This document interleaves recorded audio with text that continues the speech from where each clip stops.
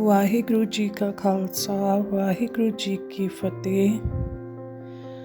ਆਪ ਸਾਰਿਆਂ ਨੂੰ ਸ੍ਰੀ ਗੁਰੂ ਹਰਗੋਬਿੰਦ ਸਾਹਿਬ ਜੀ ਦੇ ਜਨਮ ਦਿਹਾੜੇ ਦੀਆਂ ਲੱਖ ਲੱਖ ਵਧਾਈਆਂ ਹੋਣ। ਅੱਜ ਆਪਾਂ ਜਾਣਾਂਗੇ ਸ੍ਰੀ ਹਰਗੋਬਿੰਦ ਸਾਹਿਬ ਜੀ ਬਾਰੇ। ਸ੍ਰੀ ਹਰਗੋਬਿੰਦ ਸਾਹਿਬ ਜੀ ਸਿੱਖਾਂ ਦੇ 6ਵੇਂ ਗੁਰੂ ਹਨ। ਉਹਨਾਂ ਦਾ ਪ੍ਰਕਾਸ਼ ਦਿਹਾੜਾ ਹਾੜਵਦੀ 721 ਹਾੜ ਸੰਮਤ 1652 ਵਿਕਰਮੀ ਮੁਤਾਬਕ 19 ਜੂਨ 1595 ਈਸਵੀ ਨੂੰ ਮਨਾਇਆ ਜਾਂਦਾ ਹੈ। ਪਰ ਕੈਲੰਡਰਾਂ ਦੇ ਵਿੱਚ ਹੇਰ-ਫੇਰ ਹੋਣ ਦੇ ਕਾਰਨ ਇਹ ਅੱਗੇ ਪਿੱਛੇ ਹੋ ਜਾਂਦਾ ਹੈ। ਪਿਤਾ ਗੁਰੂ ਅਰਜਨ ਦੇਵ ਜੀ ਅਤੇ ਮਾਤਾ ਗੰਗਾ ਜੀ ਦੇ ਘਰੇ ਉਹਨਾਂ ਨੇ ਪਿੰਡ ਵਡਾਲੀ, ਜ਼ਿਲ੍ਹਾ ਅੰਮ੍ਰਿਤਸਰ ਜਨਮ ਲਿਆ। ਇਸੇ ਕਰਕੇ ਉਸ ਨਗਰ ਨੂੰ ਗੁਰੂ ਕੀ ਵਡਾਲੀ ਵੀ ਕਿਹਾ ਜਾਂਦਾ ਹੈ। ਸਾਲ 2003 ਈਸਵੀ ਤੋਂ ਪਹਿਲਾਂ ਸਾਰੇ ਗੁਰਪੁਰਬ ਚੰਦਰਮਾ ਦੀਆਂ ਤਿਥਾਂ ਅਨੁਸਾਰ ਮਨਾਏ ਜਾਣ ਸਦਕਾ 6ਵੇਂ ਪਾਤਸ਼ਾਹ ਦਾ ਪ੍ਰਕਾਸ਼ ਦਿਹਾੜਾ ਹਾੜਵਦੀ 7 ਨੂੰ ਮਨਾਇਆ ਜਾਂਦਾ ਸੀ। ਆਪ ਜੀ ਦਾ ਵਿਆਹ ਗੁਰੂ ਮਹਿਲ ਦਾਮੋਦਰੀ ਜੀ, ਮਾਤਾ ਨਾਨਕੀ ਜੀ ਅਤੇ ਮਾਤਾ ਮਹਾਦੇਵੀ ਮਰਵਾਹੀ ਨਾਲ ਹੋਇਆ। ਆਪ ਜੀ ਦੇ ਘਰੇ 5 ਪੁੱਤਰ ਬਾਬਾ ਗੁਰਦਿੱਤਾ ਜੀ, ਬਾਬਾ ਸੂਰਜਮਲ ਜੀ, ਬਾਬਾ ਆਣੀ ਜੀ, ਬਾਬਾ ਅਟਲ ਰਾਏ ਜੀ, ਬਾਬਾ ਤੇਗਮਲ ਜੀ, ਜੋ ਕਿ ਬਾਅਦ ਵਿੱਚ ਗੁਰੂ ਤੇਗ ਬਹਾਦਰ ਜੀ ਬਣੇ, ਅਤੇ ਇੱਕ ਪੁੱਤਰੀ ਬੀਬੀ ਵੀਰੋ ਜੀ ਨੇ ਜਨਮ ਲਿਆ। ਸੰਸਾਰ ਸਦਾ 2 ਹੀ ਗੁਣਾਂ ਦੀ ਪੂਜਾ ਕਰਦਾ ਆਇਆ ਹੈ, ਸਿਮਰਨ ਤੇ ਰਾਜਸੀ ਤਾਕਤ। ਗੁਰੂ ਅਰਜਨ ਦੇਵ ਜੀ ਨੇ ਪਹਿਲੇ ਗੁਣ ਨੂੰ ਸਿਖਰ ਤੇ ਪਹੁੰਚਾ ਦਿੱਤਾ ਸੀ। ਤੱਤੀ ਲੋਹ ਤੇ ਬਹਿ ਕੇ ਸ਼ਾਂਤ ਰਹਿਣਾ ਤੇ ਸਿਮਰਨ ਕਰਨਾ, ਇਹ ਸਿਮਰਨ ਦੀ ਸਿਖਰਲੀ ਹੱਦ ਹੁੰਦੀ ਹੈ। ਇਸ ਕੁਰਬਾਨੀ ਤੋਂ ਬਾਅਦ ਸਭ ਤੇ ਬਹੁਤ ਅਸਰ ਪਿਆ। ਦੂਸਰਾ ਗੁਣ ਰਾਜਸੀ ਤਾਕਤ ਸੀ। ਪਹਿਲੇ ਗੁਣ ਦੇ ਕਾਰਨ ਗੁਰੂ ਸਾਹਿਬਾਨ ਦਾ ਬਹੁਤ ਸਤਿਕਾਰ ਸੀ ਤੇ ਦੂਸਰੀ ਸ਼ਕਤੀ ਦੇ ਕਾਰਨ ਜਨਤਾ ਮੁਗਲਾਂ ਦੀ ਸਰਕਾਰ ਅੱਗੇ ਝੁਕਦੀ ਸੀ। ਗੁਰੂ ਅਰਜਨ ਦੇਵ ਜੀ ਚਾਹੁੰਦੇ ਸਨ ਕਿ ਸਿੱਖ ਦੂਸਰੇ ਮਨੁੱਖ ਸਾਹਮਣੇ ਆ ਕਰਨ ਹੀ ਝੁਕਣ ਵਾਲਾ ਸੁਭਾਅ ਬਦਲ ਲੈਣ। ਇਸ ਵਾਸਤੇ ਉਹਨਾਂ ਨੇ ਸਾਹਿਬਜ਼ਾਦੇ ਹਰਗੋਬਿੰਦ ਸਾਹਿਬ ਜੀ ਨੂੰ ਧਾਰਮਿਕ ਵਿੱਦਿਆ ਦੇ ਨਾਲ ਸ਼ਾਸਤਰ ਵਿੱਦਿਆ ਦਾ ਵੀ ਅਭਿਆਸ ਕਰਨ ਲਈ ਕਿਹਾ। ਸ਼ਾਸਤਰ ਵਿੱਦਿਆ ਦਾ ਆਪ ਜੀ ਨੂੰ ਬਹੁਤ ਸ਼ੌਕ ਸੀ ਅਤੇ ਜਲਦੀ ਹੀ ਨਿਪੁੰਨ ਵੀ ਹੋ ਗਏ। ਬਾਬਾ ਬੁੱਢਾ ਜੀ ਆਪ ਜੀ ਨੂੰ ਦੇਖ ਕੇ ਮਹਾਬਲੀ ਯੋਧਾ ਹੋਣ ਦਾ ਆਖ ਦਿੰਦੇ ਸਨ। ਜਦੋਂ ਗੁਰਤਾ ਗੱਦੀ ਪ੍ਰਾਪਤ ਕਰਨ ਦੀ ਤੀਬਰ ਇੱਛਾ ਰੱਖਣ ਵਾਲੇ ਬਾਬਾ ਪ੍ਰਿਥਵੀ ਚੰਦ ਨਾਲ ਤੇ ਅਹੰਕਾਰੀ ਬਿਰਤੀ ਦੇ ਮਾਲਕ ਚੰਦੂ ਦੀ ਲੜਕੀ ਦਾ ਰਿਸ਼ਤਾ ਸੰਗਤਾਂ ਦੀ ਬੇਨਤੀ ਤੇ ਗੁਰੂ ਹਰਗੋਬਿੰਦ ਜੀ ਲਈ ਪ੍ਰਵਾਨ ਕਰਨ ਤੋਂ ਨਾ ਕਰਨ ਕਰਕੇ ਗੁਰੂ ਘਰ ਦੇ ਵਿਰੋਧੀ ਬਣੇ ਚੰਦੂ ਨਾਲ ਤਾਸਵੀ ਅਤੇ ਗੁਰੂ ਘਰ ਦੇ ਵਿਰੋਧੀਆਂ ਵੱਲੋਂ ਮਿਲ ਕੇ ਝੂਠੇ ਇਲਜ਼ਾਮ ਲਾ ਕੇ ਗੁਰੂ ਅਰਜਨ ਦੇਵ ਜੀ ਨੂੰ ਸ਼ਹੀਦ ਕਰਨ ਦਾ ਤਾਣਾ ਬਾਣਾ ਬੁਣਨ ਉਪਰੰਤ ਜਹਾਂਗੀਰ ਨੇ ਉਹਨਾਂ ਨੂੰ ਲਾਹੌਰ ਦਰਬਾਰ ਵਿੱਚ ਪੇਸ਼ ਹੋਣ ਦਾ ਹੁਕਮ ਦਿੱਤਾ। ਤਾਂ ਗੁਰੂ ਅਰਜਨ ਦੇਵ ਜੀ ਸਮਝ ਗਏ ਸਨ ਕਿ ਹੁਣ ਸ਼ਹੀਦੀ ਅਟੱਲ ਹੈ। ਇਸ ਲਈ ਲਾਹੌਰ ਜਾਣ ਸਮੇਂ ਉਹਨਾਂ ਨੇ ਐਲਾਨ ਕਰ ਦਿੱਤਾ, ਉਹਨਾਂ ਪਿੱਛੋਂ ਗੁਰਿਆਈ ਦੀ ਗੱਦੀ ਦਾ ਮਾਲਕ ਸ੍ਰੀ ਹਰਗੋਬਿੰਦ ਸਾਹਿਬ ਜੋ 25 ਮਈ ਜੇਠਵਦੀ 28 ਜੇਠ ਸੰਮਤ 1663 ਨੂੰ ਬਾਬਾ ਬੁੱਢਾ ਜੀ ਸ੍ਰੀ ਹਰਗੋਬਿੰਦ ਸਾਹਿਬ ਜੀ ਨੂੰ ਗੱਦੀ ਤੇ ਬਿਠਾ ਕੇ ਗੁਰਿਆਈ ਦੀ ਜ਼ਿੰਮੇਵਾਰੀ ਸੌਂਪੀ। ਉਸ ਵੇਲੇ ਗੁਰੂ ਹਰਗੋਬਿੰਦ ਸਾਹਿਬ ਜੀ ਦੀ ਉਮਰ 11 ਸਾਲ ਸੀ। ਇਸ ਤਰ੍ਹਾਂ ਉੱਪਰ ਦੱਸਿਆ ਗਿਆ ਹੈ। ਨਾਨਕ ਸ਼ਾਹੀ ਕੈਲੰਡਰ ਅਨੁਸਾਰ ਗੁਰੂ ਹਰਗੋਬਿੰਦ ਸਾਹਿਬ ਜੀ ਗੁਰਤਾ ਗੱਦੀ ਪੁਰਬ 28 ਜੇਠ ਨਿਸ਼ਚਿਤ ਕੀਤਾ ਗਿਆ ਸੀ। ਭਾਈ ਗੁਰਦਾਸ ਜੀ ਨੇ ਆਪਣੀ ਪਹਿਲੀ ਵਾਰ ਦੀ 48ਵੀਂ ਪੌੜੀ ਵਿੱਚ ਗੁਰੂ ਹਰਗੋਬਿੰਦ ਸਾਹਿਬ ਬਾਰੇ ਲਿਖਿਆ ਹੈ। ਪੰਜ ਪਿਆਲੇ ਪੰਜ ਪੀਰ ਛਠਮ ਪੀਰ ਬੈਠਾ ਗੁਰ ਭਾਰੀ, ਅਰਜਨ ਕਾਇਆ ਪਲਟ ਕੇ ਮੂਰਤ ਹਰਗੋਬਿੰਦ ਸਵਾਰੀ। ਚਲੀ ਪੀੜੀ ਸੋਢੀਆਂ ਰੂਪ ਦਿਖਾਵਣ ਵਾਰੋ ਵਾਰੀ, ਦਲ ਭੰਜਨ ਗੁਰ ਸੂਰਮਾ ਵੱਡ ਜੋਧਾ ਬਹੁ ਪਾਰ ਪਰ ਉਪਕਾਰੀ। ਪੰਜ ਪਿਆਲੇ ਤੋਂ ਭਾਵ ਹੈ ਪੰਜ ਸ਼ੁਭ ਗੁਣ, ਸਤ ਸੰਤੋਖ ਦਇਆ ਧਰਮ ਤੇ ਧੀਰਜ। ਪੰਜ ਪੀਰ ਦਾ ਅਰਥ ਹੈ ਗੁਰੂ ਨਾਨਕ ਸਾਹਿਬ ਤੋਂ ਗੁਰੂ ਅਰਜਨ ਦੇਵ ਜੀ ਤੱਕ ਹੋਏ ਪੰਜ ਸਿੱਖ ਗੁਰੂ ਸਾਹਿਬਾਨ। ਦਲ ਭੰਜਨ ਗੁਰ ਸੂਰਮਾ ਵੱਡਾ ਯੋਧਾ ਬਹੁ ਪਰਉਪਕਾਰੀ, ਭਾਵ ਗੁਰੂ ਹਰਗੋਬਿੰਦ ਸਾਹਿਬ ਧਰਮ ਦੇ ਵੈਰੀ ਦਲਾਂ ਦਾ ਖਾਤਮਾ ਕਰਨ ਵਾਲੇ ਵੱਡੇ ਯੋਧੇ, ਸੂਰਮੇ ਅਤੇ ਪਰਉਪਕਾਰੀ ਹਨ। ਅਰਜਨ ਕਾਇਆ ਪਲਟ ਕੇ ਮੂਰਤ ਹਰਗੋਬਿੰਦ ਸਵਾਰੀ ਤੋਂ ਭਾਵ ਹੈ ਗੁਰੂ ਅਰਜਨ ਦੇਵ ਜੀ ਤੇ ਗੁਰੂ ਹਰਗੋਬਿੰਦ ਸਾਹਿਬ ਇੱਕੋ ਜੋਤ ਦੇ ਸਰੂਪ ਸਨ। ਸਰੀਰਾਂ ਵਿੱਚ ਹੀ ਭੇਦ ਸੀ, ਜੋਤ ਇੱਕੋ ਸੀ। ਨਾਨਕਸ਼ਾਹੀ ਕੈਲੰਡਰ ਅਨੁਸਾਰ 18 ਹਾੜ ਹਰ ਸਾਲ 2 ਜੁਲਾਈ ਨੂੰ ਆਉਂਦਾ ਹੈ। ਸ਼੍ਰੋਮਣੀ ਕਮੇਟੀ ਦੇ ਕੈਲੰਡਰ ਵਿੱਚ ਵੀ ਸਿਰਜਣਾ ਦਿਵਸ ਅਕਾਲ ਤਖਤ ਸਾਹਿਬ 18 ਹਾੜ ਨੂੰ ਹੀ ਵਿਖਾਇਆ ਗਿਆ ਹੈ। ਹਰਗੋਬਿੰਦ ਸਾਹਿਬ ਜੀ ਨੂੰ ਸੂਰਮਿਆਂ ਵਿੱਚ ਵੀਰ ਰਸ ਭਰਨ ਲਈ ਅਕਾਲ ਤਖਤ ਤੇ ਯੋਧਿਆਂ ਦੀਆਂ ਵਾਰਾਂ ਦਾ ਗਾਇਨ ਸ਼ੁਰੂ ਕਰਵਾਇਆ। ਵਾਰਾਂ ਗਾਉਣ ਵਾਲੇ ਪਹਿਲੇ ਢਾਡੀ ਦਾ ਨਾਂ ਅਬਦੁੱਲਾ ਸੀ। ਗੁਰੂ ਹਰਗੋਬਿੰਦ ਸਾਹਿਬ ਜੀ ਨੇ ਗੱਦੀ ਨੂੰ ਬਾਦਸ਼ਾਹੀ ਤਖਤ ਦਾ ਰੂਪ ਦੇ ਦਿੱਤਾ। ਆਪ ਪੰਜ ਸ਼ਾਸਤਰ ਪਹਿਨ ਕੇ ਸੀਸ ਉੱਪਰ ਬਾਦਸ਼ਾਹ ਵਾਂਗ ਕਲੰਗੀ ਸਜਾ ਕੇ ਗੁਰਗੱਦੀ ਉੱਪਰ ਬੈਠਦੇ ਸਨ। ਜੋ ਸਿੱਖ ਸ਼ਾਸਤਰ ਜਾਂ ਘੋੜੇ ਭੇਟ ਕਰਦਾ ਮਹਾਰਾਜ ਉਸ ਉੱਤੇ ਬਹੁਤ ਪ੍ਰਸੰਨ ਹੁੰਦੇ ਤੇ ਸਿਮਰਨ ਦੇ ਨਾਲ ਨਾਲ ਅੰਦਰ ਸ਼ਕਤੀ ਪੈਦਾ ਕਰਨ ਦੀ ਪ੍ਰੇਰਨਾ ਦਿੰਦੇ। ਸ੍ਰੀ ਅਕਾਲ ਤਖਤ ਸਾਹਿਬ ਸਿੱਖਾਂ ਦੇ ਮੰਨੇ ਹੋਏ ਪੰਜ ਤਖਤਾਂ ਵਿੱਚੋਂ ਪਹਿਲੇ ਸਰਵਉੱਚ ਤਖਤ ਹੈ, ਜਿਸ ਨੂੰ 6ਵੇਂ ਪਾਤਸ਼ਾਹ ਸ੍ਰੀ ਹਰਗੋਬਿੰਦ ਸਾਹਿਬ ਜੀ ਨੇ ਬਾਬਾ ਬੁੱਢਾ ਜੀ ਅਤੇ ਭਾਈ ਗੁਰਦਾਸ ਜੀ ਨੇ ਆਪਣੇ ਕਰ ਕਮਲਾਂ ਨਾਲ ਉਸਾਰਿਆ। ਇੱਕ ਸੱਜੇ ਪਾਸੇ ਪਹਿਨੀ ਤੇ ਦੂਜੇ ਖੱਬੇ ਪਾਸੇ ਉਹਨਾਂ ਫਰਮਾਇਆ ਕਿ ਗੁਰੂ ਹਰਗੋਬਿੰਦ ਸਾਹਿਬ ਜੀ ਨੇ ਬਾਬਾ ਬੁੱਢਾ ਜੀ ਨੂੰ 2 ਤਲਵਾਰਾਂ ਪੇਸ਼ ਕਰਨ ਲਈ ਕਿਹਾ, ਇੱਕ ਸੱਜੇ ਪਾਸੇ ਪਹਿਨੀ ਤੇ ਦੂਜੇ ਖੱਬੇ ਪਾਸੇ। ਉਹਨਾਂ ਫਰਮਾਇਆ ਕਿ ਅਸੀਂ ਇਹ 2 ਤਲਵਾਰਾਂ ਗੁਰੂ ਅਰਜਨ ਦੇਵ ਜੀ ਦੀ ਆਗਿਆ ਅਨੁਸਾਰ ਹੀ ਪਹਿਨੀਆਂ ਹਨ, ਜਿਨ੍ਹਾਂ ਵਿੱਚੋਂ ਇੱਕ ਮੀਰੀ ਦੇ ਪ੍ਰਤੀਕ ਹੈ ਤੇ ਦੂਜੀ ਪੀਰੀ ਦੀ। ਇਸ ਦਾ ਵਰਣਨ ਢਾਡੀ ਅਬਦੁੱਲਾ ਨੇ ਵੀ ਇਸ ਤਰ੍ਹਾਂ ਕੀਤਾ ਹੈ। 2 ਤਲਵਾਰਾਂ ਬੱਧੀਆਂ, ਇੱਕ ਮੀਰੀ ਇੱਕ ਪੀਰੀ ਦੀ, ਇੱਕ ਅਜ਼ਮਤ ਦੀ, ਇੱਕ ਰਾਜ ਦੀ, ਇੱਕ ਰਾਖੀ ਕਰੇ ਵਜ਼ੀਰ ਦੀ। ਗੁਰੂ ਹਰਗੋਬਿੰਦ ਸਾਹਿਬ ਜੀ ਫਰਮਾਇਆ ਕਿ ਗੁਰੂ ਘਰ ਵਿੱਚ ਇਹ ਦੋਵੇਂ ਸ਼ਕਤੀਆਂ ਸੰਤ ਪੀਰੀ ਤੇ ਸਿਪਾਹੀ ਰਾਜਸੀ ਤਾਕਤ ਮੀਰੀ ਇਕੱਠੇ ਕੰਮ ਕਰਨਗੇ। ਚੰਗਾ ਸੰਤ ਹੀ ਚੰਗਾ ਸਿਪਾਹੀ ਹੋ ਸਕਦਾ ਹੈ ਤੇ ਚੰਗਾ ਸਿਪਾਹੀ ਹੀ ਚੰਗਾ ਸੰਤ ਹੋ ਸਕਦਾ ਹੈ। ਇਹਨਾਂ ਤੋਂ ਪਹਿਲਾਂ ਦੋਹਾਂ ਨੂੰ ਇਕੱਠਿਆਂ ਕਰਨ ਦਾ ਕਿਸੇ ਨੇ ਵੀ ਯਤਨ ਨਹੀਂ ਕੀਤਾ, ਸਗੋਂ ਇਸ ਦਾ ਵਿਰੋਧ ਕਰਦਿਆਂ ਦੋਹਾਂ ਗੁਣਾਂ ਨੂੰ ਵੱਖ-ਵੱਖ ਰੱਖਣ ਦੀ ਕੋਸ਼ਿਸ਼ ਕੀਤੀ ਗਈ।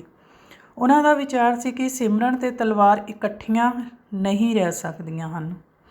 ਗੁਰੂ ਸਾਹਿਬ ਜੀ ਨੇ ਫਰਮਾਇਆ ਕਿ ਅੱਜ ਤੋਂ ਸਿੱਖ ਸ਼ਾਸਤਰ ਵੀ ਪਹਿਨਿਆ ਕਰਨ, ਸਿਮਰਨ ਦੇ ਨਾਲ ਸ਼ਾਸਤਰ ਅਭਿਆਸ ਵੀ ਕਰਨ। ਅੱਗੋਂ ਤੋਂ ਸਾਡਾ ਧਰਮ ਤੇ ਰਾਜਨੀਤੀ ਇੱਕੋ ਹੋਣਗੇ, ਪਰ ਧਰਮ ਰਾਜਨੀਤੀ ਦੇ ਅਧੀਨ ਨਹੀਂ ਹੋਵੇਗਾ, ਬਲਕਿ ਧਰਮ ਤੋਂ ਸੇਧ ਲੈ ਕੇ ਰਾਜਨੀਤੀ ਕੀਤੀ ਜਾਵੇਗੀ।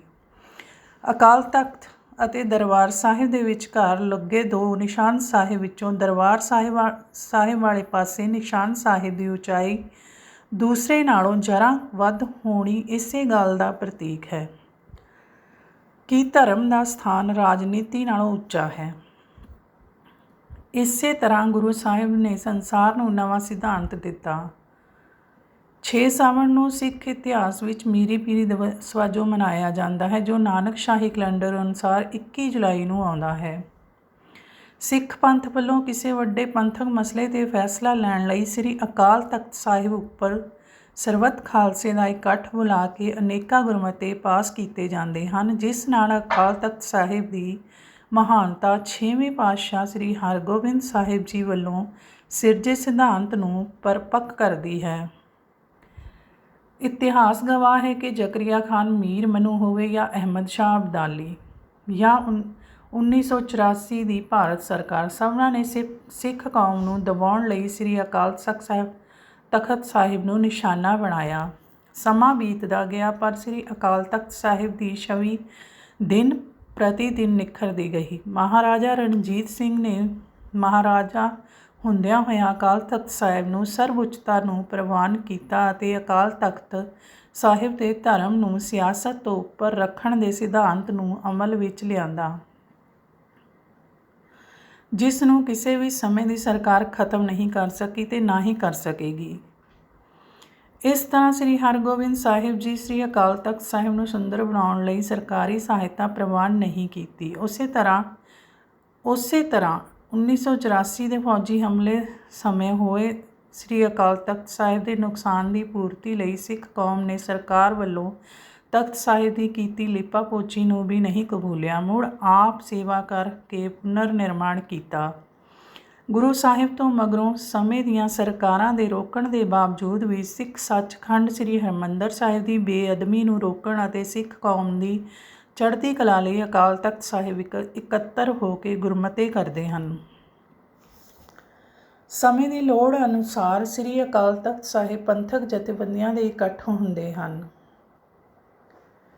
ਸਿੱਖਾਂ ਨੂੰ ਸ਼ਿਕਾਰ ਅਤੇ ਸ਼ਾਸਤਰ ਵਿਦਿਆ ਸਿਖਾਉਣ ਲਈ ਗੁਰੂ ਹਰਗੋਬਿੰਦ ਸਾਹਿਬ ਜੀ ਨੇ ਭਾਈ ਬਿਧੀ ਚੰਦ ਵਰਗੇ ਚੋਣਵੇਂ ਸੂਰਮਿਆਂ ਦੀ ਨਿਗਰਾਨੀ ਹੇਠ ਗੱਭਰੂਆਂ ਦੀ ਸਿਖਲਾਈ ਦਾ ਪ੍ਰਬੰਧ ਕੀਤਾ। ਇਸ ਤਰ੍ਹਾਂ ਸਿੱਖ ਫੌਜ ਦੀ ਨੀਂਹ ਰੱਖੀ। ਗੁਰੂ ਸਾਹਿਬ ਜੀ ਇਹ ਰੁਚੀ ਦੇਖ ਕੇ ਮਾਝੇ, ਮਾਲਵੇ ਅਤੇ ਦੁਆਬੇ ਵਿੱਚ ਕੋਈ 500 ਨੌਜਵਾਨ ਆਪ ਦੀ ਸ਼ਰਨ ਵਿੱਚ ਇਕੱਠੇ ਹੋ ਗਏ। ਕਾਲ ਦੇ ਸਮੇਂ ਮੁਸਲਮਾਨ ਹਕੂਮਤ ਨੇ ਗਰੀਬਾਂ ਦੀ ਬਿਲਕੁਲ ਕੋਈ ਸਾਰ ਨਾ ਲਈ। ਇਸ ਕਰਕੇ ਕਈ ਮੁਸਲਮਾਨ ਵੀ ਸਤਿਗੁਰੂ ਜੀ ਦੀ ਨਵੀਂ ਬਣ ਰਹੀ ਫੌਜ ਵਿੱਚ ਭਰਤੀ ਹੋ ਗਏ। ਸ੍ਰੀ ਹਰਗੋਬਿੰਦ ਸਾਹਿਬ ਜੀ ਸਿੱਖ ਧਰਮ ਦੇ ਪ੍ਰਚਾਰ ਵਿੱਚ ਵੀ ਵਿਸ਼ੇਸ਼ ਧਿਆਨ ਦਿੱਤਾ ਅਤੇ ਇੱਕ ਚੰਗੀ ਜਥੇਬੰਦੀ ਦੀ ਸਥਾਪਨਾ ਕੀਤੀ। ਇੱਥੇ ਹੀ ਸਾਦਾ ਨਾਮ ਦਾ ਇੱਕ ਸਖੀ ਸਰਵਰੀਆ ਗੁਰੂ ਸਾਹਿਬ ਜੀ ਦਾ ਸਿੱਖ ਬਣਿਆ, ਜਿਸ ਦੇ ਘਰ ਭਾਈ ਰੂਪ ਚੰਦ ਦਾ ਜਨਮ ਹੋਇਆ। ਅੰਮ੍ਰਿਤਸਰ ਦੀ ਤਰੱਕੀ ਵੱਲ ਵਿਸ਼ੇਸ਼ ਧਿਆਨ ਦਿੱਤਾ ਗਿਆ। ਸੰਗਤਾਂ ਦੀ ਪਾਣੀ ਦੀ ਲੋੜ ਪੂਰੀ ਕਰਨ ਲਈ ਰਾਮਸਰ, ਕੌਲਸਰ ਅਤੇ ਵਿਵੇਕਸਰ ਨਾਮ ਦੇ ਸਰੋਵਰ ਬਣਵਾਏ ਗਏ ਅਤੇ ਅੰਮ੍ਰਿਤਸਰ ਦੀ ਰੱਖਿਆ ਲਈ ਲੋਹਗੜ੍ਹ ਦਾ ਕਿਲ੍ਹਾ ਬਣਵਾਇਆ ਗਿਆ। ਜਹਾਂਗੀਰ ਨੂੰ ਗੁਰੂ ਸਾਹਿਬ ਜੀ ਦਾ ਹਰਮਨ ਪਿਆਰਾ ਹੋਣਾ ਪਸੰਦ ਨਾ ਆਇਆ। 1612 ਵਿੱਚ ਉਸਨੇ ਆਗਰੇ ਤੋਂ ਗੁਪਤ ਹੁਕਮ ਦੇ ਕੇ ਗੁਰੂ ਸਾਹਿਬ ਨੂੰ ਗਵਾਲੀਅਰ ਦੇ ਕਿਲ੍ਹੇ ਵਿੱਚ ਕੈਦ ਕਰਨ ਦਾ ਹੁਕਮ ਦੇ ਦਿੱਤਾ, ਜਿੱਥੇ ਹੋਰ ਰਾਜਸੀ ਕੈਦੀ ਰੱਖੇ ਹੋਏ ਸਨ। ਗੁਰੂ ਜੀ ਦੇ ਦਰਸ਼ਨਾਂ ਲਈ ਸਿੱਖ ਦੂਰੋਂ ਨੇੜਿਓਂ ਗਵਾਲੀਅਰ ਪਹੁੰਚ ਰਹੇ ਸਨ, ਪਰ ਉਹਨਾਂ ਨੂੰ ਗੁਰੂ ਸਾਹਿਬ ਜੀ ਦੇ ਦਰਸ਼ਨ ਨਾ ਕਰਨ ਦਿੱਤੇ ਜਾਂਦੇ। ਬਾਬਾ ਬੁੱਢਾ ਜੀ ਅਤੇ ਭਾਈ ਗੁਰਦਾਸ ਜੀ ਨੇ ਸਿੱਖ ਸੰਗਤਾਂ ਨੂੰ ਜਾਗਰੂਕ ਕਰਨ ਲਈ ਖੁਦ ਚੌਕੀਆਂ ਕੱਢਣੀਆਂ ਸ਼ੁਰੂ ਕੀਤੀਆਂ, ਜੋ ਰਿਵਾਇਤ ਅੱਜ ਤੱਕ ਜਾਰੀ ਹੈ। 1614 ਵਿੱਚ ਜਹਾਂਗੀਰ ਨੂੰ ਦਮੇ ਦਾ ਬੜਾ ਸਖਤ ਦੌਰਾ ਪਿਆ। ਅਖੀਰ ਉਸਨੇ ਫਕੀਰ ਮੀਆਂ ਮੀਰ ਦੇ ਕਹਿਣ 'ਤੇ ਗੁਰੂ ਸਾਹਿਬ ਦੀ ਰਿਹਾਈ ਦਾ ਹੁਕਮ ਦਿੱਤਾ। ਇਹ ਇਤਿਹਾਸਿਕ ਸੱਚਾਈ ਹੈ ਕਿ ਗੁਰੂ ਸਾਹਿਬ ਜੀ ਦੇ ਚੋਲੇ ਦੀਆਂ ਕਲੀਆਂ ਫੜ ਕੇ 52 ਰਾਜੇ ਜੇਲ੍ਹ ਵਿੱਚੋਂ ਰਿਹਾ ਹੋਏ ਸਨ। ਇਸ ਕਰਕੇ ਆਪ ਜੀ ਨੂੰ ਬੰਦੀ ਛੋੜ ਵੀ ਨਾਮ ਨਾਲ ਵੀ ਜਾਣਿਆ ਜਾਂਦਾ ਹੈ। ਜਿਸ ਸਮੇਂ ਗੁਰੂ ਸਾਹਿਬ ਜੀ ਦੀ ਰਿਹਾਈ ਤੋਂ ਬਾਅਦ ਪੰਜਾਬ ਵੱਲ ਆ ਰਹੇ ਸਨ, ਤਾਂ ਜਹਾਂਗੀਰ ਵੀ ਕਸ਼ਮੀਰ ਨੂੰ ਜਾਣ ਲਈ ਗੁਰੂ ਜੀ ਦੇ ਕਾਫਲੇ ਨਾਲ ਹੀ ਸੀ। ਜਹਾਂਗੀਰ ਤੇ ਗੁਰੂ ਜੀ ਕਾਫੀ ਦਿਨ ਇਕੱਠੇ ਸਫ਼ਰ ਕਰਦੇ ਰਹੇ। ਰਸਤੇ ਵਿੱਚ ਇੱਕ ਜਗ੍ਹਾ ਰੁਕੇ। ਇੱਕ ਗਰੀਬ ਘਾਈ ਇਹ ਇੱਕ ਸਾਖੀ ਹੈ ਕਿ ਇੱਕ ਗਰੀਬ ਘਾਈ ਇੱਕ ਟਕਾ ਅਤੇ ਗੁਰੂ ਦੇ ਘੋੜਿਆਂ ਲਈ ਘਾਹ ਦੀ ਪੰਡ ਲੈ ਕੇ ਦਰਸ਼ਨਾਂ ਨੂੰ ਆਇਆ। 2 ਕੈਂਪ ਲੱਗੇ ਸਨ। ਉਸ ਨੇ ਜਹਾਂਗੀਰ ਦੇ ਸਿਪਾਹੀਆਂ ਕੋਲੋਂ ਪੁੱਛਿਆ ਕਿ ਉਸ ਨੇ ਸੱਚੇ ਪਾਤਸ਼ਾਹ ਦੇ ਦਰਸ਼ਨ ਕਰਨੇ ਹਨ, ਇਸ ਲਈ ਦੱਸਿਆ ਜਾਵੇ ਕਿ ਸੱਚੇ ਪਾਤਸ਼ਾਹ ਦਾ ਕੈਂਪ ਕਿਹੜਾ ਹੈ। ਸਿਪਾਹੀ ਸਮਝ ਤਾਂ ਗਏ ਸੀ ਕਿ ਗੁਰੂ ਹਰਗੋਬਿੰਦ ਸਾਹਿਬ ਜੀ ਦਾ ਸਿੱਖ ਹੈ ਤੇ ਉਹਨਾਂ ਦੇ ਹੀ ਦਰਸ਼ਨ ਕਰਨਾ ਚਾਹੁੰਦਾ ਹੈ। ਉਹਨਾਂ ਨੇ ਜਾਣ ਬੁੱਝ ਕੇ ਜਹਾਂਗੀਰ ਦੇ ਕੈਂਪ ਵੱਲ ਇਸ਼ਾਰਾ ਕਰ ਦਿੱਤਾ, ਕਿਉਂਕਿ ਜਹਾਂਗੀਰ ਦੇ ਸਿਰ 'ਤੇ ਸਜੀ ਦਸਤਾਰ ਤੇ ਉੱਪਰ ਲੱਗੀ ਕਲਗੀ ਕਰਕੇ ਉਹਨਾਂ ਨੂੰ ਭੁਲੇਖੇ ਵਿੱਚ ਰੱਖਿਆ ਗਿਆ। ਇਸ ਲਈ ਘਾਈ ਨੇ ਜਾਂਦਿਆਂ ਹੀ ਟਕਾ ਅਤੇ ਘਾਹ ਦੀ ਪੰਡ ਅੱਗੇ ਰੱਖ ਕੇ ਮੱਥਾ ਟੇਕਿਆ ਤੇ ਫਿਰ ਅਰਜ਼ੋਈ ਕੀਤੀ ਕਿ ਉਸ ਦੀ ਲੋਕ ਪਰਲੋਕ ਵਿੱਚ ਸਹਾਇਤਾ ਕਰਨੀ। ਜਹਾਂਗੀਰ ਵੀ ਸਮਝ ਗਿਆ ਕਿ ਉਹ ਸਿੱਖ ਗੁਰੂ ਹਰਗੋਬਿੰਦ ਸਾਹਿਬ ਜੀ ਦੇ ਭੁਲੇਖੇ ਨਾਲ ਉਹਨਾਂ ਕੋਲ ਆ ਪਹੁੰਚਿਆ ਹੈ। ਜਹਾਂਗੀਰ ਨੇ ਕਿਹਾ, ਪਰਲੋਕ ਵਿੱਚ ਤਾਂ ਉਹ ਉਸ ਦੀ ਕੋਈ ਸਹਾਇਤਾ ਨਹੀਂ ਕਰ ਸਕਣਗੇ, ਪਰ ਇਸ ਦੇਸ਼ ਦਾ ਬਾਦਸ਼ਾਹ ਹਾਂ, ਇਸ ਲਈ ਜੇ ਕੋਈ ਚਾਹੇ ਤਾਂ ਉਸ ਦੇ ਨਾਮ ਜਗੀਰ ਲਿਖਵਾ ਸਕਦਾ ਹਾਂ। ਇਹ ਸੁਣ ਕੇ ਘਾਈ ਨੂੰ ਮਹਿਸੂਸ ਹੋਇਆ ਕਿ ਉਹ ਗਲਤ ਜਗ੍ਹਾ 'ਤੇ ਆ ਗਿਆ ਹੈ। ਟਕਾ ਅਤੇ ਘਾਹ ਦੀ ਪੰਡ ਚੁੱਕ ਕੇ ਨਾਲ ਦੇ ਕੈਂਪ ਵੱਲ ਚੱਲਣ ਲੱਗਾ ਤਾਂ ਜਹਾਂਗੀਰ ਨੇ ਉਸ ਸਿੱਖ ਦਾ ਸਿਦਕ ਪਰਖਣ ਲਈ ਕਿਹਾ ਕਿ ਤੂੰ ਇੱਕ ਟਕਾ ਨਾ ਚੁੱਕ, ਇਸ ਦੇ ਬਦਲੇ ਤੂੰ ਜਿੰਨੀਆਂ ਚਾਹੇ ਮੋਹਰਾਂ ਲੈ ਸਕਦਾ ਹੈ। ਵਿੱਚੋਂ ਕੁਝ ਮੋਹਰਾਂ ਤੂੰ ਹਰਗੋਬਿੰਦ ਸਾਹਿਬ ਜੀ ਨੂੰ ਮੱਥਾ ਟੇਕ ਦੇਵੀਂ।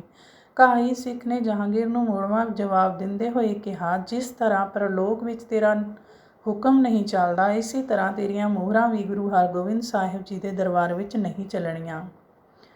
ਉੱਥੇ ਤਾਂ ਹੱਕ ਸੱਚ ਦੀ ਕਮਾਈ ਹੀ ਟਕਾ ਪ੍ਰਵਾਨ ਹੋ ਸਕਦੀ ਹੈ। ਜਹਾਂਗੀਰ ਨੇ ਫਿਰ ਕਿਹਾ ਕਿ ਇਹ ਘਾਹ ਦੀ ਪੰਡ ਨਾ ਚੁੱਕ, ਤੂੰ ਇਸ ਦਾ ਮੂੰਹ ਮੰਗਿਆ ਮੁੱਲ ਲੈ ਸਕਦਾ ਹੈ। ਸਿੱਖ ਨੇ ਫਿਰ ਕਰਾਰਾ ਜਵਾਬ ਦਿੰਦਿਆਂ ਕਿਹਾ ਕਿ ਮੁੱਲ ਉਸ ਚੀਜ਼ ਦਾ ਪੈਂਦਾ ਹੈ ਜੋ ਵਿਕਾਊ ਹੋਵੇ। ਮੇਰਾ ਘਾਹ ਵਿਕਾਊ ਨਹੀਂ ਹੈ।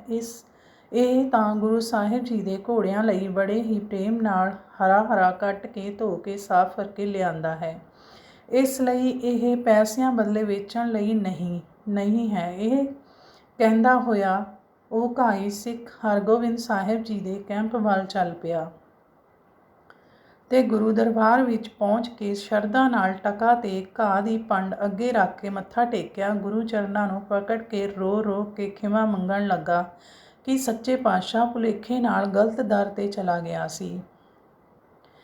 ਇਸ ਸਾਖੀ ਤੋਂ ਸਾਨੂੰ ਸਿੱਖਿਆ ਮਿਲਦੀ ਹੈ ਕਿ ਸਿੱਖ ਨੇ ਗਲਤੀ ਜਾਂ ਭੁਲੇਖੇ ਨਾਲ ਵੀ ਗੁਰੂ ਨੂੰ ਛੱਡ ਕੇ ਕਿਸੇ ਹੋਰ ਦੇ ਦਰ 'ਤੇ ਨਹੀਂ ਜਾਣਾ। ਦੂਸਰੀ ਸਿੱਖਿਆ ਮਿਲਦੀ ਹੈ ਕਿ ਸਿੱਖ ਨੇ ਨਾ ਤਾਂ ਵਿਕਣਾ ਹੈ, ਨਾ ਉਸ ਦਾ ਘਾਹ ਵੀ ਵਿਕਾਊ ਨਹੀਂ ਹੁੰਦਾ। ਜਹਾਂਗੀਰ ਉੱਤੇ ਇਸ ਘਟਨਾ ਦਾ ਡੂੰਘਾ ਅਸਰ ਪਿਆ, ਪਰ ਅਫਸੋਸ ਕਿ ਉਹ ਇਹ ਸਾਖੀ ਸੁਣੀ ਤੇ ਸੁਣਾਈ ਤਾਂ ਸੈਂਕੜੇ ਵਾਰ ਜਾਂਦੀ ਹੈ, ਪਰ ਬਹੁਗਿਣਤੀ ਸਿੱਖ ਇਸ ਸਾਖੀ ਦੀ ਸਿੱਖਿਆ ਨੂੰ ਪੂਰੀ ਤਰ੍ਹਾਂ ਮਨੋਂ ਵਿਸਾਰ ਕੇ ਬਹੁਤ ਹੀ ਨਿਗੁਣੇ ਸੁਆਰਥ ਦੀ ਪੂਰਤੀ ਅਤੇ ਦੁਨਿਆਵੀ ਅਹੁਦਿਆਂ ਲਈ ਆਪਣੀਆਂ ਜ਼ਮੀਰਾਂ ਨੂੰ ਵੇਚਣ ਲਈ ਤਿਆਰ ਹੋ ਜਾਂਦੇ ਹਨ। ਗੁਰੂ ਸਾਹਿਬ ਜੀ ਨੇ 4 ਜੰਗਾਂ ਲੜੀਆਂ ਅਤੇ 4 ਵਿੱਚ ਜਿੱਤ ਪ੍ਰਾਪਤ ਕੀਤੀ। ਪਹਿਲੀ ਜੰਗ 1629 ਈਸਵੀ ਨੂੰ ਮੌਜੂਦਾ ਖਾਲਸਾ ਕਾਲਜ ਅੰਮ੍ਰਿਤਸਰ ਵਾਲੀ ਜਗ੍ਹਾ 'ਤੇ ਹੋਈ। ਸਿੱਖਾਂ ਵੱਲੋਂ ਸ਼ਾਹੀ ਫੌਜ ਦਾ ਬਾਜ਼ ਫੜੇ ਜਾਣਾ ਇਸ ਜੰਗ ਦਾ ਕਾਰਨ ਬਣਿਆ। ਚੇਤੇ ਰਹੇ ਕਿ ਇਸ ਸਮੇਂ ਬੀਬੀ ਵੀਰੋ ਜੀ ਦਾ ਵਿਆਹ ਰੱਖਿਆ ਹੋਇਆ ਸੀ, ਇਸ ਲਈ ਗੁਰੂ ਜੀ ਵਿਆਹ ਦੀ ਤਿਆਰੀ ਵਿੱਚ ਰੁੱਝੇ ਹੋਏ ਸਨ, ਪਰ ਮਜਬੂਰੀ ਵਸ ਇਹ ਜੰਗ ਲੜਨੀ ਪਈ, ਜਿਸ ਦੌਰਾਨ ਗੁਲਾਮ ਖਾਨ ਹਾਰ ਕੇ ਭੱਜ ਗਿਆ ਤੇ ਮੁਖਲਿਸ ਖਾਨ ਮਾਰਿਆ ਗਿਆ। ਦੂਸਰੀ ਜੰਗ ਹਰਗੋਬਿੰਦਪੁਰ ਵਿਖੇ ਹੋਈ, ਜਿਸ ਦਾ ਕਾਰਨ ਉਸ ਇਲਾਕੇ ਦੇ ਚੌਧਰੀ ਭਗਵਾਨ ਦਾਸ ਦਾ ਹੰਕਾਰ ਬਣਿਆ। ਭਗਵਾਨ ਦਾਸ ਦੇ ਪੁੱਤਰ ਰਤਨ ਚੰਦ ਦੀ ਚੁੱਕਣਾ ਤੇ ਜਲੰਧਰ ਦਾ ਫੌਜਦਾਰ ਅਬਦੁੱਲਾ ਖਾਨ ਫੌਜਾਂ ਸਮੇਤ ਗੁਰੂ ਜੀ 'ਤੇ ਚੜ੍ਹਾਈ ਕਰਕੇ ਆਇਆ ਅਤੇ ਗੁਰੂ ਜੀ ਨੂੰ ਇਕੱਲਾ ਛੱਡ ਜਾਣ ਲਈ ਕਿਹਾ। ਗੁਰੂ ਜੀ ਵੱਲੋਂ ਦਬਾਅ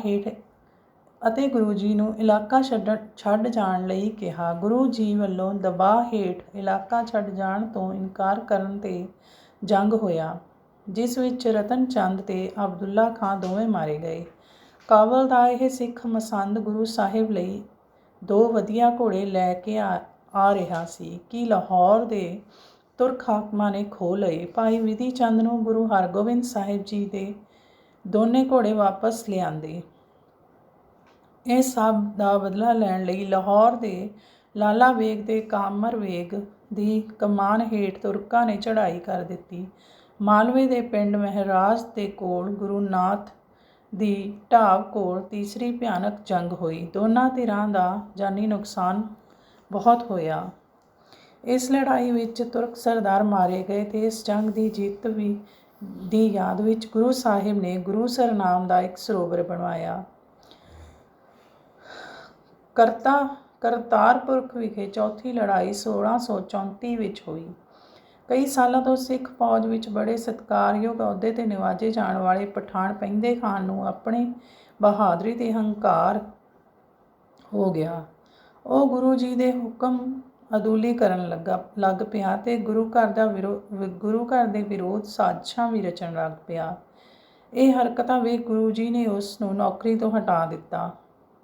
ਪਹਿੰਦੇ ਖਾਂ ਨੇ ਮੁਖਲਿਸ ਖਾਨ ਤੇ ਭਰਾ ਕਾਲੇ ਖਾਂ ਤੇ ਜਲੰਧਰ ਦੇ ਸੂਬੇਦਾਰ ਕੁਤਬਦੀਨ ਨੂੰ ਆਪਣੇ ਨਾਲ ਗੰਢ ਲਿਆ ਅਤੇ ਲਾਹੌਰ ਦੇ ਨਵਾਬ ਨੇ ਕਾਲੇ ਖਾਂ ਦੀ ਕਮਾਨ ਹੇਠ ਫੌਜ ਤੋਰ ਦਿੱਤੀ। ਬਾਬਾ ਗੁਰਦਿੱਤਾ ਜੀ ਅਤੇ ਭਾਈ ਵਿਧੀ ਚੰਦ ਦੀ ਅਗਵਾਈ ਹੇਠ ਹੋਰ ਸਿੱਖ ਯੋਧਿਆਂ ਦੇ ਨਾਲ 14 ਸਾਲ ਦੇ ਤੇਗ ਮੱਲ ਜੀ ਵੀ ਮੈਦਾਨ ਜੰਗ ਵਿੱਚ ਤੇਗ ਦੇ ਜੌਹਰ ਵਿਖਾਏ। ਇਸ ਬਹਾਦਰੀ ਨੂੰ ਵੇਖ ਗੁਰੂ ਹਰਗੋਬਿੰਦ ਸਾਹਿਬ ਜੀ ਨੇ ਉਹਨਾਂ ਦਾ ਨਾਮ ਤੇਗ ਬਹਾਦਰ ਰੱਖਿਆ, ਜੋ ਬਾਅਦ ਵਿੱਚ 9ਵੇਂ ਗੁਰੂ ਵਜੋਂ ਸੁਸ਼ੋਭਿਤ ਹੋਏ। ਆਖਿਰ ਪਹਿੰਦੇ ਖਾਨ ਗੁਰੂ ਸਾਹਿਬ ਜੀ ਦੇ ਸਾਹਮਣੇ ਆਇਆ ਅਤੇ ਗੁਰੂ ਜੀ ਉੱਤੇ ਕਈ ਵਾਰ ਕੀਤੇ, ਪਰ ਕੁਝ ਨਾ ਵਿਗਾੜ ਸਕਿਆ। ਜਦੋਂ ਕਿ ਉਹ ਗੁਰੂ ਜੀ ਦੇ ਇੱਕੋ ਵਾਰ ਨਾਲ ਜ਼ਖਮੀ ਹੋ ਕੇ ਘੋੜੇ ਤੋਂ ਡਿੱਗ ਪਿਆ ਅਤੇ ਉਸਦੇ ਅੰਤ ਨੇੜੇ ਆ ਗਿਆ। ਗੁਰੂ ਜੀ ਨੇ ਦਇਆ ਵਿੱਚ ਆ ਕੇ ਪਹਿੰਦੇ ਖਾਂ ਦੇ ਮੂੰਹ 'ਤੇ ਢਾਲ ਨਾਲ ਛਾਂ ਕੀਤੀ ਅਤੇ ਅੰਤਮ ਸਮੇਂ ਆਪਣੇ ਮੁਰਸ਼ਦ ਨੂੰ ਯਾਦ ਕਰਕੇ ਕਲਮਾ ਪੜ੍ਹਨ ਲਈ ਆਖਿਆ। ਪਹਿੰਦੇ ਖਾਂ ਦੇ ਦਮਾਦ ਕਾਲੇ ਖਾਨ ਨੇ ਵੀ ਗੁਰੂ ਜੀ ਨੂੰ ਯੁੱਧ ਲਈ ਲਲਕਾਰਿਆ ਅਤੇ ਤਲਵਾਰ ਦਾ ਵਾਰ ਕੀਤਾ। ਗੁਰੂ ਜੀ ਨੇ ਵਾਪਸੀ ਵਿੱਚ ਵਾਰ ਕੀਤਾ ਅਤੇ ਆਖਿਆ, ਕਾਲੇ ਖਾਂ, ਵਾਰ ਇਉਂ ਨਹੀਂ, ਇਉਂ ਕਰੀਦਾ ਹੈ, ਅਤੇ ਆਪਣੇ ਵਾਰ ਨਾਲ ਕਾਲੇ ਖਾਂ ਦੇ ਮੋਢੇ ਤੋਂ ਐਸਾ ਚੀਰਾ ਪਾਇਆ ਜਿਵੇਂ ਕਿਸੇ ਨੇ ਜੰਝੂ ਪਾਇਆ ਹੋਵੇ। ਮੁਸਲਮਾਨੀ ਫੌਜ ਨੇ ਭੱਜ ਕੇ ਜਾਨ ਬਚਾਈ। 1635 ਵਿੱਚ ਦਰਾ ਸ਼ਿਕੋਹ ਪੰਜਾਬ ਦਾ ਗਵਰਨਰ ਬਣਿਆ, ਜੋ ਧਾਰਮਿਕ ਪੱਖ ਤੋਂ ਤੰਗ ਦਿਲ ਨਹੀਂ ਸੀ।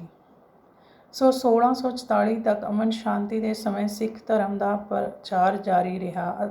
ਅੰਤ ਵੇਲਾ ਨੇੜੇ ਜਾਣ ਕੇ ਗੁਰੂ ਸਾਹਿਬ ਜੀ ਨੇ ਗੁਰਤਾ ਗੱਦੀ ਆਪਣੇ ਪੋਤਰੇ ਹਰਰਾਏ ਜੀ ਪੁੱਤਰ ਬਾਬਾ ਗੁਰਦਿੱਤਾ ਜੀ ਨੂੰ ਸੌਂਪ ਦਿੱਤੀ। 6 ਚੇਤ 3 ਮਾਰਚ 1644 ਯੂਲੀਅਨ ਨੂੰ 49 ਸਾਲ ਦੀ ਉਮਰ ਵਿੱਚ ਜੋਤੀ ਜੋਤ ਸਮਾ ਗਏ। ਨਾਨਕ ਸ਼ਾਹੀ ਕੈਲੰਡਰ ਅਨੁਸਾਰ ਹਰਗੋਬਿੰਦ ਸਾਹਿਬ ਜੀ ਦੇ ਜੋਤੀ ਜੋਤ ਸਮਾਉਣ ਦਾ ਦਿਹਾੜਾ 6 ਚੇਤ ਨਿਸ਼ਚਿਤ ਕੀਤਾ ਗਿਆ ਹੈ। ਇਹ ਸੀ ਗੁਰੂ ਹਰਗੋਬਿੰਦ ਸਾਹਿਬ ਜੀ ਦੀ ਸਾਖੀ, ਜੋ ਕਿ ਮੀਰੀ ਪੀਰੀ ਦੇ ਮਾਲਕ ਸਨ। ਵਾਹਿਗੁਰੂ ਜੀ ਕਾ ਖਾਲਸਾ, ਵਾਹਿਗੁਰੂ ਜੀ ਕੀ